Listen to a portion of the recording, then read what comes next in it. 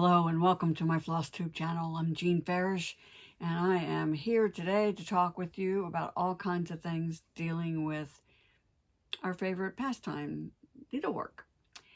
Today we're going to talk about scissors. We're going to talk a little bit more about Selvage. I've got an announcement about a new Cosmo Club. Let's see. I'm also going to show you how to add bias tape or twill tape to your embroidery hoop. And I think there's some other things that we'll talk about too, but I don't remember what they are right now. But I've got them written down on a list. Speaking of lists, I made my list of Christmas cookies today so that I could start shopping for all the ingredients that we needed. Back in the day, I used to make, I'm not exaggerating, a dozen different types of Christmas cookies. This year, my daughter and I narrowed it down to 6. I snuck in a 7th type that I'm going to try to make. It's hard because we all have our favorites, and we have some that I've literally been making since I was 6 years old. We have this wonderful recipe that we call Hannah's Butter Cookies. When we first moved to King of Prussia, Pennsylvania, a neighbor, actually I'd call her our backdoor neighbor, our back property lines met. This was in the suburbs. One of those ubiquitous developments that cropped up after World War II. And she was a war bride from Germany, and she shared her family's butter cookie recipe with my mother. And we made it that Christmas, and everyone in my family, my sisters, all of us, we make them every Christmas. They are that good. And I'm sure that you've got recipes like that too. And it just brings back memories. It's a way of connecting with your other family members.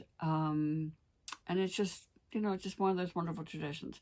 So I got that checked off the list and went to the grocery store and got all the butter and flour and sugar and brown sugar and confectionery sugar that I needed. So we'll start that Thanksgiving weekend. So let me first tell you that all the scissor types that I have introduced to you are currently in my Etsy store. There are 6 different types. 3 are basically the same scissor, just with different finishes. And that's the one that I'm using the most right now. And that's the one that's the rose gold finish.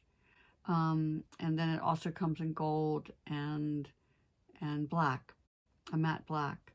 And again, I like them because they are nice and easy to handle.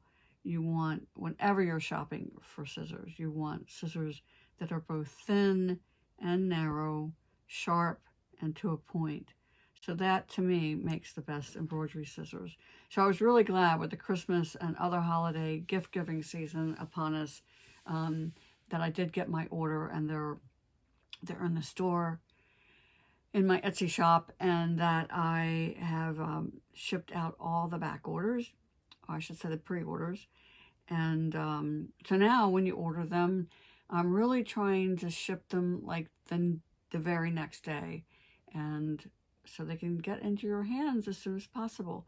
But I wanted to point one thing out to you that's really important.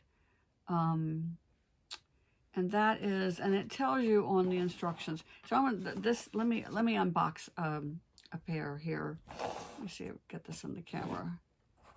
Okay, so this is how they come. This nice little box from William Whiteley. And then there's a little bit about the company. And then there's also some care instructions in here that I would really recommend you take a look at. But what's really important, and I have this nice bright sticker here, to please detach the cable ties from the reverse side. And so I'm going to go ahead and get these out. This is the matte black pair. And it fits in there really, really tight. So on the back, this is where you want to detach this wire tie. Don't try to do it from the front because you can easily damage the finish on the scissors. Yeah, so that's really important. And this black on black doesn't show up very well, does it? But these black scissors are really, really dramatic. And like I say, that model is the same, it's exact same scissor as the rose gold ones that I have. Same size, same everything, just different finish. And then there's also the yellow gold. And then the classic stork scissors and classic epaulette scissors. But the other one that I wanted to share with you are the big bow scissors. And these are, I mean, they're well designed, but you know, they're, uh-oh, my camera just came loose. Probably a little bit more utilitarian than not. But if you need larger finger holes, that's really important. So what I wanted to do was compare them with, again, the rose gold that I use all the time. And you can see how much larger they are. So if that's an important consideration, I really recommend the big bow. They're a little bit longer. I mean, barely a quarter of an inch longer, maybe. But they have this, you know, same attention to detail. Very, very narrow blades as well as thin blades. Sharp, nice point. So again, if you need a little bit more room in the finger holes, the big bow are really a good choice for you. And I hope that worked. I never know until I sit down to edit all this. And kind of a fun thing that I put on Facebook. Let me make sure I've got things in the right boxes here, and I'll reattach those big bow later. Set those over here. Get them out of the way. Decided that it's not just 5- and 6-year-olds that need to write a Dear Santa letter, but needleworkers need to do it too. So I made up this Dear Santa stationery and put it on my Facebook page for people to print out if they wanted to. Haven't figured out how to do it though. Like, I love YouTube, and I know you do too. You probably spend as much time on YouTube as I do, but it doesn't allow you to download files. So I think I need to dust off my blog where I can put it there as a PDF. So I'm going to try to do that tomorrow. But the fun thing that my suggestion was to fill it out as if you are writing to Santa, and then, you know, accidentally on purpose leave it on the kitchen counter, or put it in, you know, if your husband has a briefcase or his lunchbox. Anybody that you need to like drop a hint as to what you would really, really like for Christmas. So anyway, I just thought it was kind of a fun thing to do, and so I thought I would share that with you. So in February, I'm going to start what is essentially my third Cosmo Floss Club. Now, you know I love Cosmo Floss, and you know why I love it. The luster, the ease of using it. It's just, I mean, people have told me that stitching with Cosmo is like stitching with butter. So I'm once again offering it, and I'm going to do it a little differently this time. So what I'm going to ask you to do, if you are interested in getting the details, is to send me an email. I'm going to put it here on the screen and also in the episode description. So just send me an email, put Cosmo Floss Club in the subject line, and I will respond with the details rather than going into all of it right now. But in essence, it will start in February and will run for 10 months, and you'll get 50 skeins each month to give you the 500 skeins in the full line of Cosmo. And you'll also get the Cosmo color card, which has real floss samples in it.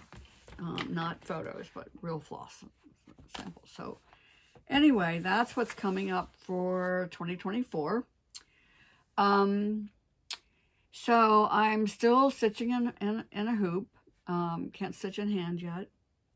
That day is coming, and I am looking forward to it. And again, not to disparage stitching in a hoop. I'm glad I have that option. I just enjoy the flexibility and the sort of instantaneousness. That's probably not a word. Of stitching in hand, in that, you know, now when I go to the doctor's office, or like the other day when I was, you know, getting my oil changed and my car inspected, I have to get out the hoop. And of course, because I'm using one on a stand, I have to get that all assembled.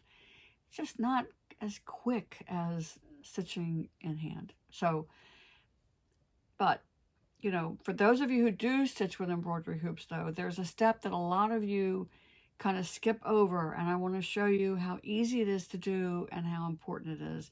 And that's preparing your hoop by wrapping twill tape or bias tape around the hoop. Now this is the first one that I did, and I did use twill tape. Twill tape is not cut on the bias. It has the advantage that the edges are will not ever ravel. And that's one of the things that makes it a good choice for this.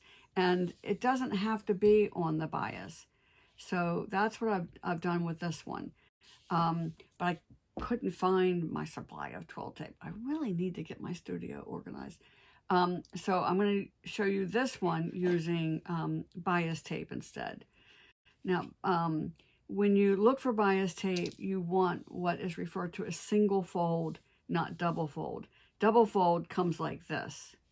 And I mean, if you have that, you just have to unfold it, and I would press it out flat. But this is what's referred to as a single fold. And if you undid it and tugged at the edges, it would ravel. But it is cut on the bias, which is important if you are sewing and you're putting something, you know, around on a curve. But again, it's not an important characteristic for what we're going to do today.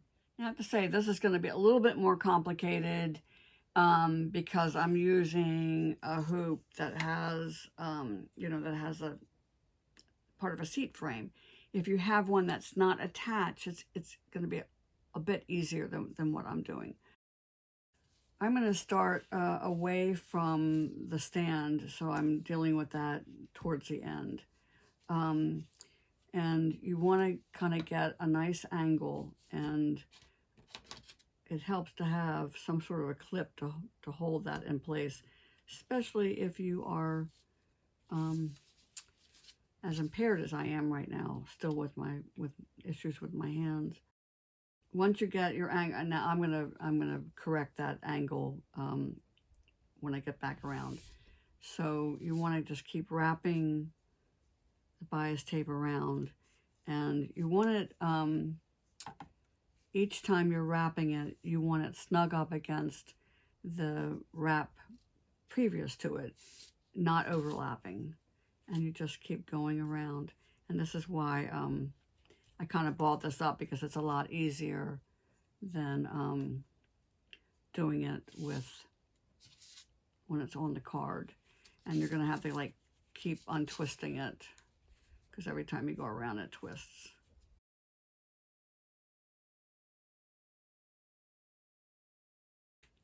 That was not a good start. Partly because I forgot to put my magnifier glasses on, and I wasn't being able to see very carefully what I was doing. So let's start again.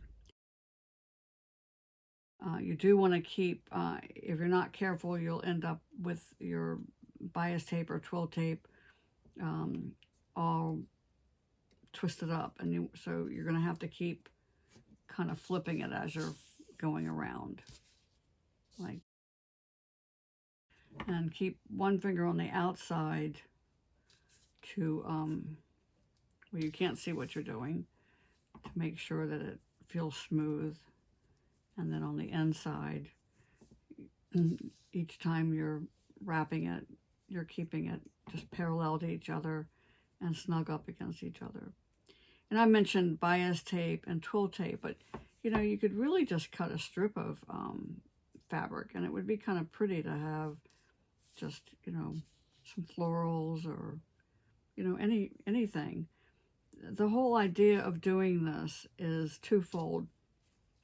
One is it keeps your fabric taut or tight in the embroidery hoop, and by that I mean it keeping it from shifting.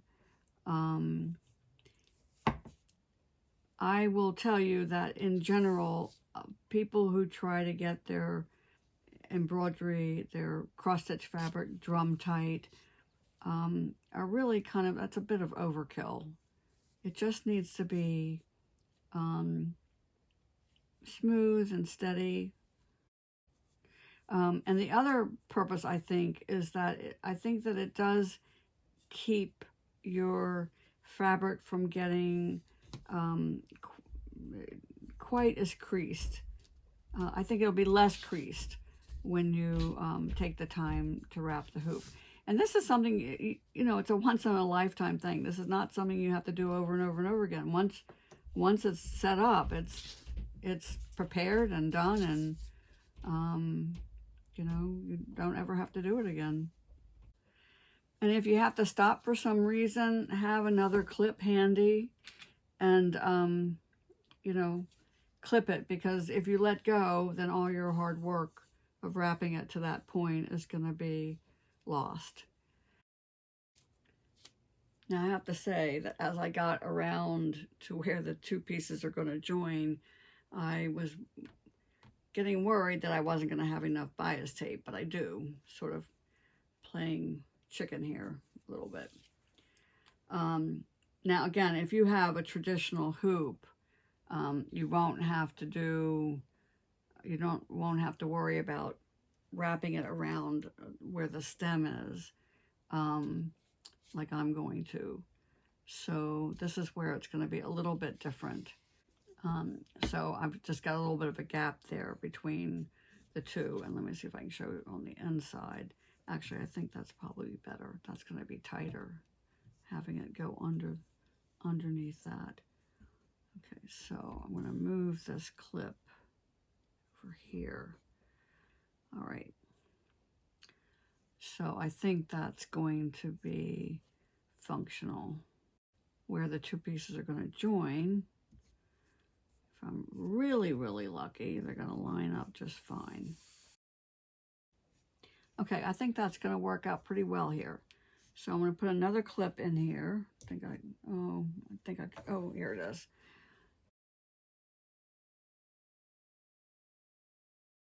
Okay, so threaded needle. Okay, let's take a look at what we have here. So obviously I've got way too much bias tape here, so I'm just going to cut off this excess just to get it out of the way. And I am glad to know that I had enough. Like I say, it felt like I was playing chicken. So where the two are going to join, you want it to be on the inside, because remember, on the outside here is where your cross-stitch fabric is going to be. So I'm going to readjust that clip. I'm not going to do anything really fancy. It's just, this is purely going to be functional.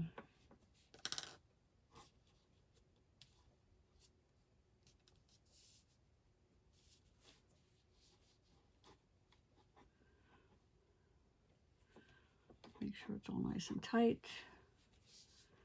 Okay. Move this clip down. Oops, now you can't see.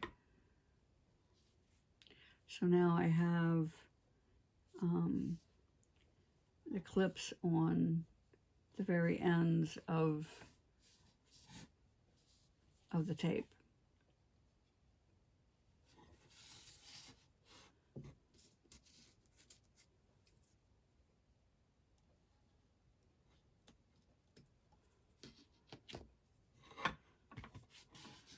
Ideally, I'm going to cut these off where they're just going to overlap a little bit. I'm not going to try to turn it under or anything like that. I don't know, can you, am I in my way? Am I blocking my own camera view here? Sorry about that.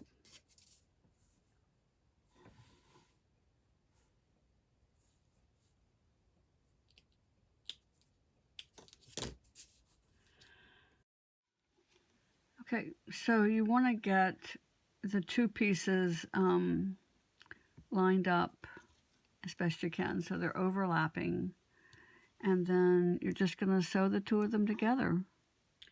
And like I said, this is just regular sewing thread, and I have I'm going to sew it with the both strands, so I've just knotted it at the end. Those clips served a purpose, but after a while they were really just in the way.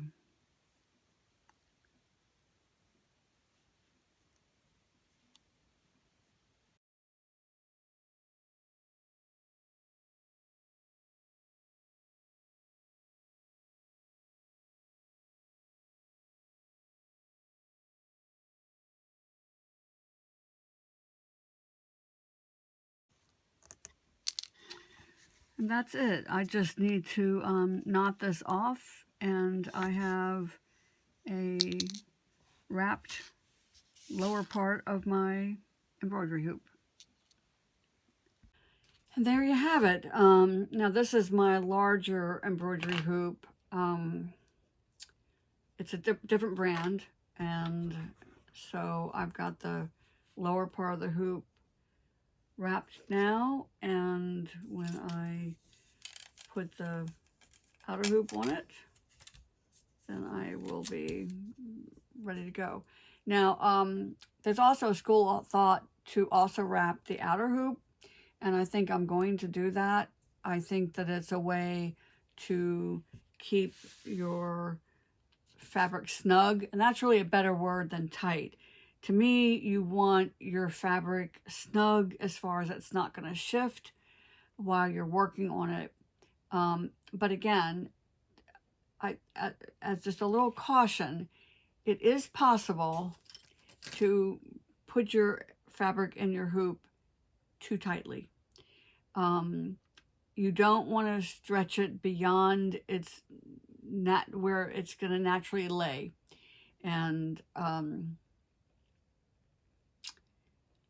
I don't know. I wish I had the right words to describe it. So let me back up for a second. When you think about how the fabric would just lay, just like on the table or whatever, that's probably a tad too loose. So you want it slightly taut compared to that, but you don't want to stretch it as far as it will stretch. Anyway, that's my opinion, and you know, you're certainly welcome to do whatever you want to do. So I am going to be wrapping this other part, and it's going to be, I'm not going to be able to wrap the whole thing because I'm going to have to start, you know, outside the brass area. Might be able to get underneath there, but again, the purpose is to keep your fabric snug, and it should also help reduce hoop wrinkles. But the best precaution for hoop wrinkles is to take your work out of the embroidery hoop every time you finish working. And I guess that's another reason to avoid the whole drum tight thing. I think that some people are reluctant to take it out of the hoop each day because they had worked so hard to get it really, really tight. And so it sort of just defeats the purpose. I know, anyway, I'm probably going on and on too much about this, but anyway, so that's that little project taken care of, and I'm happy to have it done. I'm sorry it was a little bit awkward there between, you know, the left hand is just, you know, not back to 100%, trying to keep it on camera, working around the stem here, just made a little bit more, a little harder than it needed to be, which I don't like, because if it discourages you from wrapping your hoop, then I've just wasted all that time. Anyway, so that's that. Okay, the tablecloth project. It is done, ready to hang on the wall. But by the time you add the 2 humongous pieces of glass and the mat and the frame, it's very, very heavy.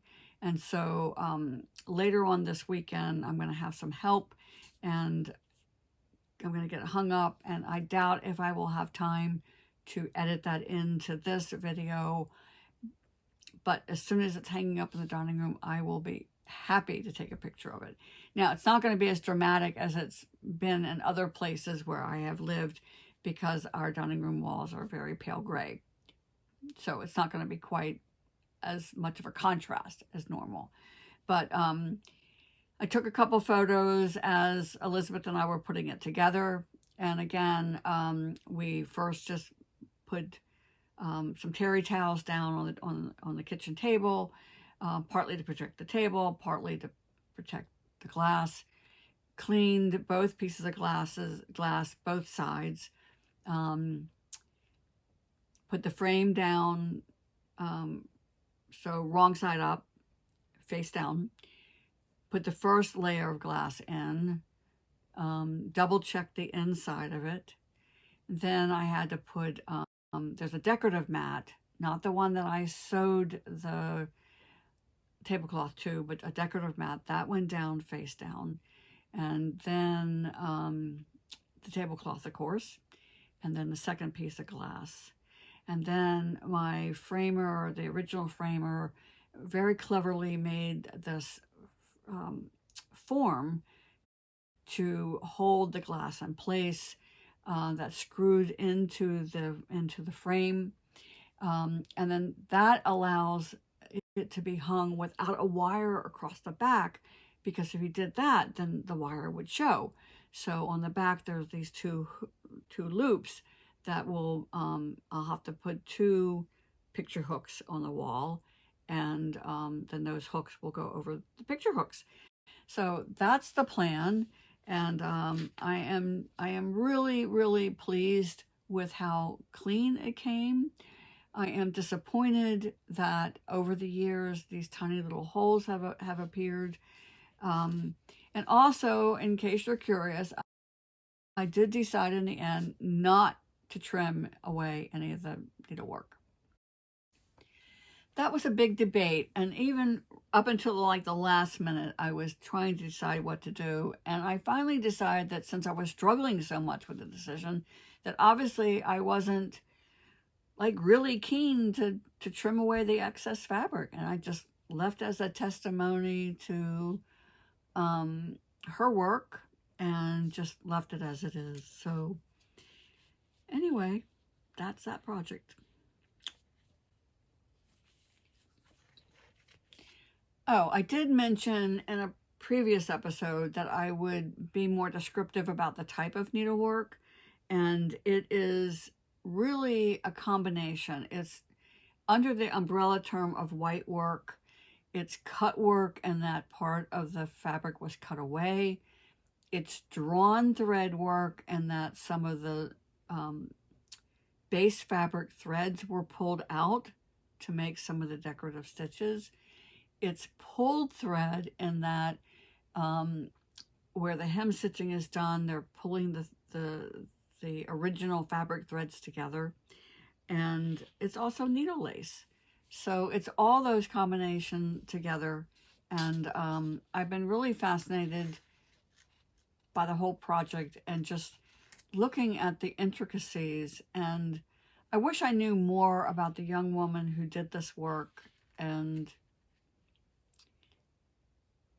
it just is a reminder to me that those of us who are doing needlework today, we really need to identify our projects and in some way, and leave that as part of our legacy.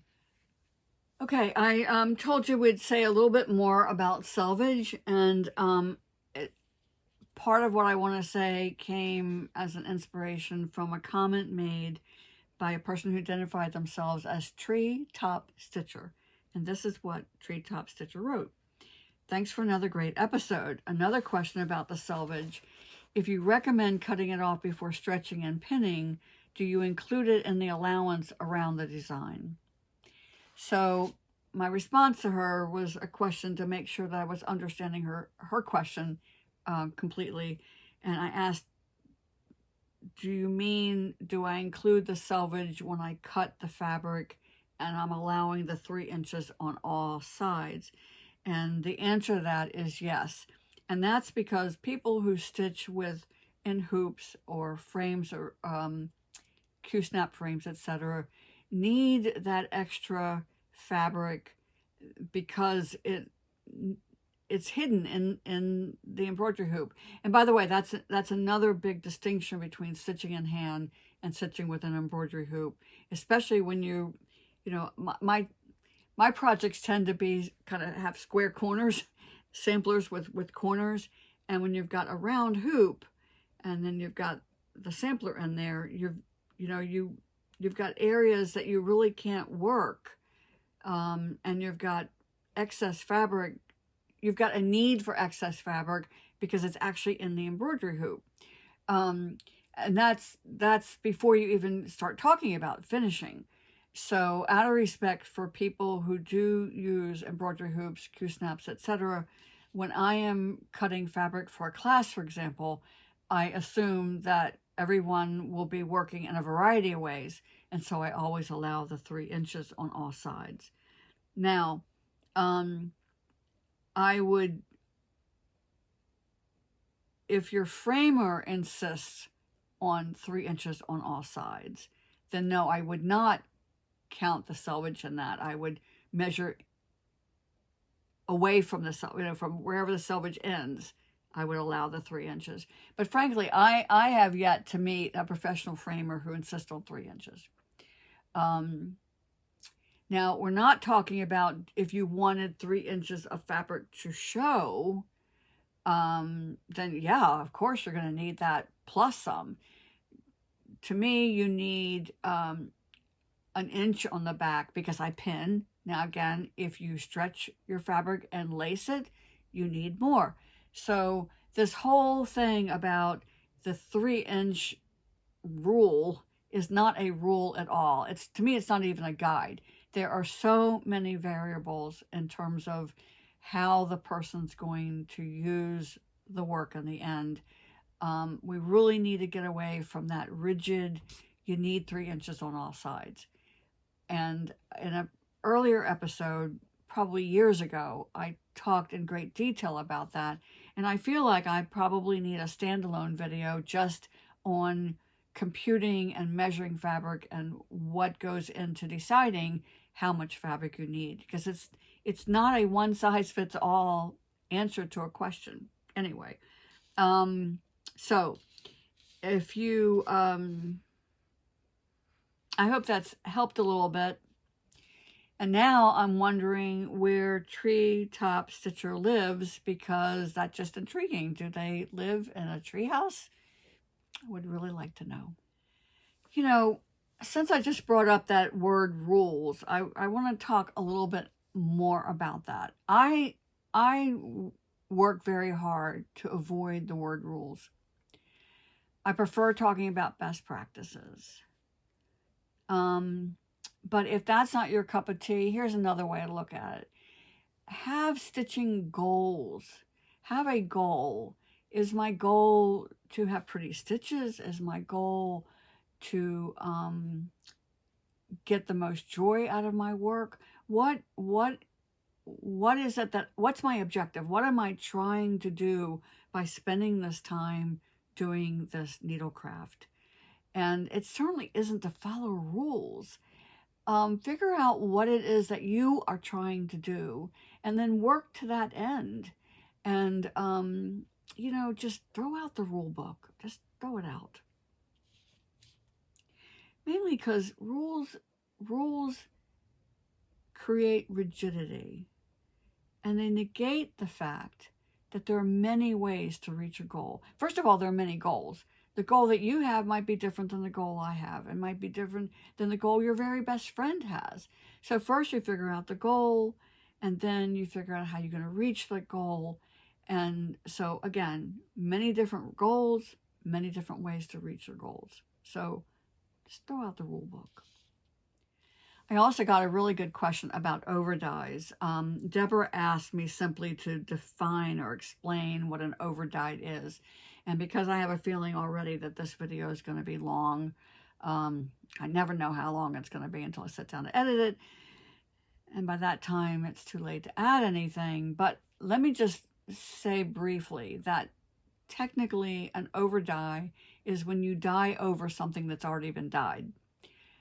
You're not working with raw goods, whether it be fabric or floss or ribbon or anything it is that you're dyeing. Some dyeing process has already taken place. And most of the people and companies that produce overdyes in any sort of quantity are starting with a base product. If they're doing fabric, they are perhaps using fabric from Access Commodities or Zweigert. They're starting with something that somebody else has manufactured and has already gone through the dye process. And they are then dyeing over it, which is where we get that term from. Same thing with floss. Now, whether or not they start with white or ecru or some other color is going to affect the end product. And so I am sure a great deal of time and creativity has gone into determining what your base product is going to be. But if the company is starting with raw goods, then it isn't overdyed. So for example, Cosmo and other companies have variegated flosses that they produce that have a variegation in them, like an overdye might, but it's not an overdye per se, because the dye process is the original process. So I think that's a wrap. I hope between now and next week you stitch happy and stay safe. And even though next weekend is the American Thanksgiving, I do plan to do another video next week. Of course, I planned to do one last Saturday, and things happened, and I had an opportunity to do some fun things with my family, and I took it.